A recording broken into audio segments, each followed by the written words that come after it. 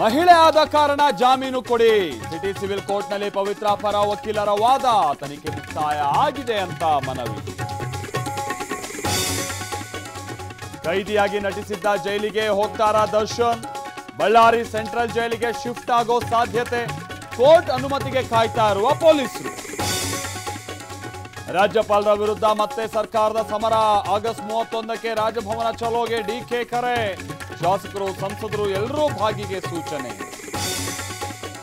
ಸರ್ಕಾರಿ ಶಾಲೆ ಮೇಲ್ಛಾವಣಿ ಸಂಪೂರ್ಣ ಕುಸಿತ. ಆಟ ಆಡೋ ಸಮಯದಲ್ಲಿ ಬಿದ್ದಿದ್ರಿಂದ ತಪ್ಪಿದ ಭಾರೀ ಅನಾಹುತ.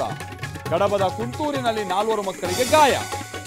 ಕಳಪೆ ಗುಣಮಟ್ಟದ ಸಸಿ ಮಾರಾಟ ಹಿನ್ನೆಲೆ ಕೋಲಾರದಲ್ಲಿ 11 ಎಕರೆ ಟೊಮ್ಯಾಟೊ ಸಂಪೂರ್ಣ ನಾಶ.